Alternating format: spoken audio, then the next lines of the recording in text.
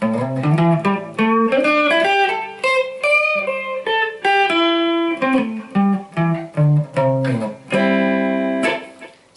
guitariste! Je vais t'initier à une méthode magique qui va te permettre de bluffer ton entourage, sans même connaître ou presque le solfège ni les cordes sur le manche de ta guitare. Je vais t'apprendre la pentatonique. C'est la base de l'improvisation, même pour les presque débutants. La pentatonique qui est à la guitare ce que la sauce tomate est à la cuisine italienne, c'est-à-dire indispensable. Bref, c'est un peu compliqué à expliquer, mais c'est simple à comprendre.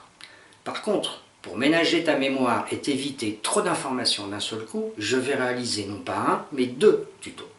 Ce premier concernera la base de la pentatonique, théorie et application sur une tonalité, et le second, ce que j'appelle l'extension de la pentatonique, théorie et application sur plusieurs tonalités. Alors, avec un peu de pratique, tu vas vite maîtriser les bases et te faire plaisir. Tadam! Ne prends pas peur, je vais déjà en cacher deux parties qui sont des répétitions, ici et là.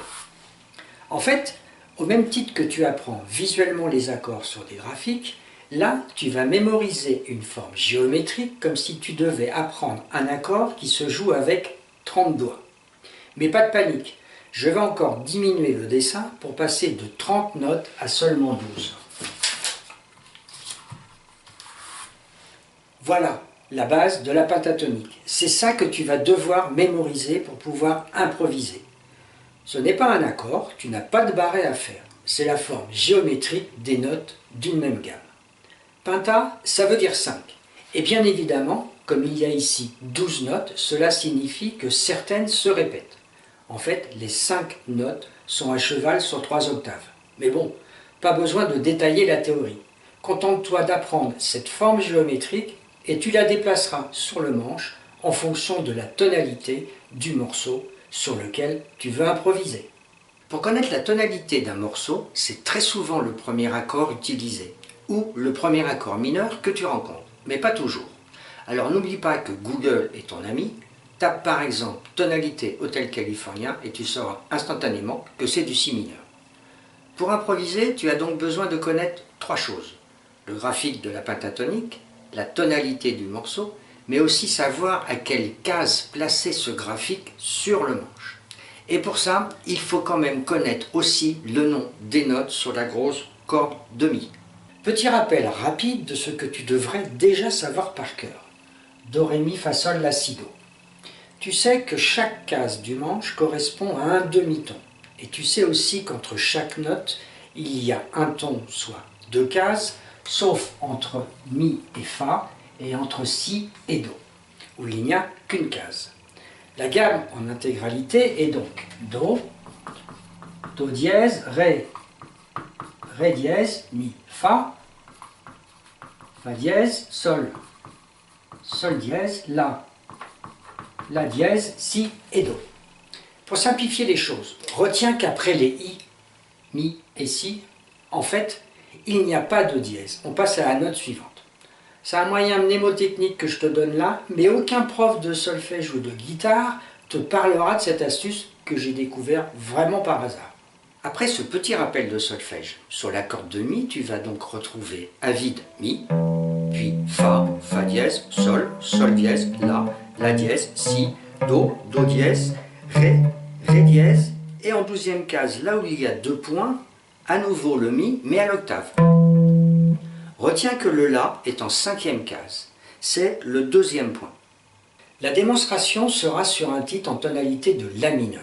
Sur la corde de mi, le la étant en 5e case, tu vas positionner le début de la forme géométrique en 5e case. Le graphique est dessiné avec une vue face au manche. Ici case 5, puis 6, 7 et 8. Sur le doc que tu pourras télécharger, j'ai mis une version vue face au manche, comme celle-là, et également une version vue du manche lorsque tu joues. À toi d'utiliser celle qui te convient le mieux pour apprendre. Et tu peux même imprimer et tourner la feuille en verticale. Lorsque l'on veut improviser un petit solo alors qu'on ne maîtrise ni le solfège ni les notes sur la guitare, la première des choses, avant même que ce soit joli, c'est d'être juste, ou tout du moins pas faux. Mémorise la forme géométrique en descendant sur les cordes. J'ai annoncé le premier test en tonalité de La mineur. Tu places le début du graphique sur le La en cinquième case. Et tu vas donc jouer 5, 8, 5, 7, 5, 7, 5, 7, puis 5, 8, 5, 8. Franchement, c'est facile à retenir. Dans un premier temps, et pour bien mémoriser la forme, entraîne-toi avec des allers-retours, dans l'ordre décrit précédemment.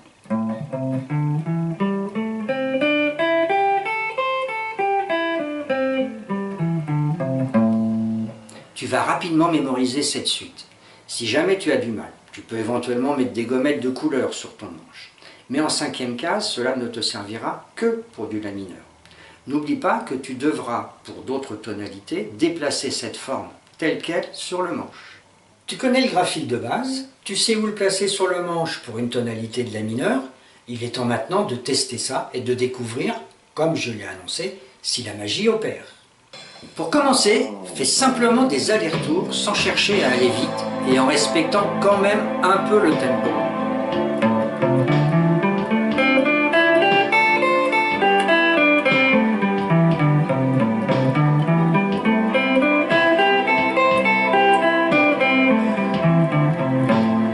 Voilà, pour le moment, c'est pas encore joli, mais au moins c'est juste. Une petite astuce, le début du graphique sur la même case couvre toutes les cordes. Tu peux donc les jouer une à une. Ou en rack. Et puis, le but c'est quand même de faire de la musique, pas de répéter machinalement des notes à la suite. Alors oublie l'ordre montant et descendant et mélange tout ça comme bon te semblera en testant des combinaisons. C'est sans risque si tu restes bien sur les 12 notes du graphique.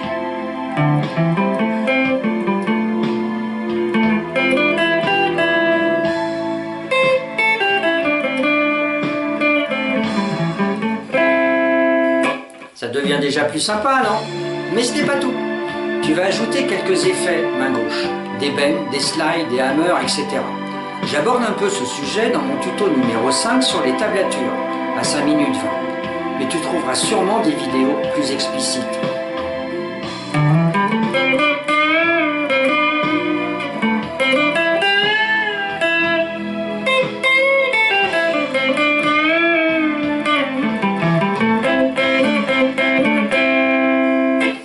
Voilà, la magie commence à opérer, mais ce n'est pas fini.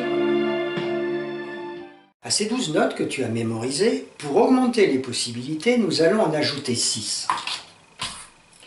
Et si, en pratique, tu utiliseras sans doute peu ces 3-là, tu vas sûrement abuser de ces 3-là, qui avec les 2 précédentes, te donnent une forme géométrique pour des riffs un petit peu rapides. Je reprends la première partie. Puis j'enchaîne sur la seconde en revenant sur la première. Voilà, tu as maintenant un graphique de 18 notes réparties sur 6 cases. Et pour les petits riffs, c'est ici pour un, et là pour l'autre. À toi de trouver les combinaisons en fait.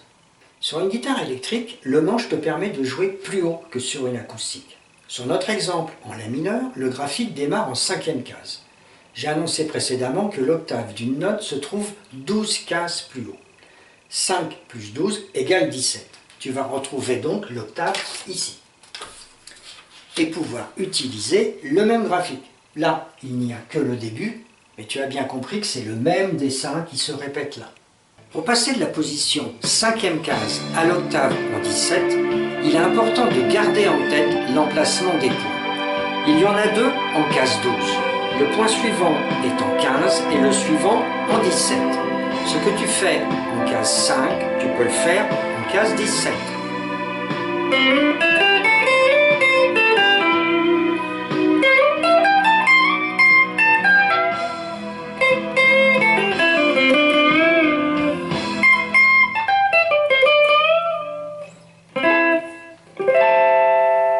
J'ai fait la même impro en 5 et en 17, mais bien entendu, c'est pour l'exemple. Voilà, mais une fois de plus, ce n'est pas tout. Fin de la première partie. Je te laisse sous le titre les liens où tu pourras télécharger les documents et ce playback en La mineur. mais également le lien de la deuxième partie du tuto. Si tu es déjà un peu perdu avec cette première partie, ne va pas visionner la suivante. Mais ce serait bien dommage, car elle contient des informations très importantes. Salut guitariste et bonne impro!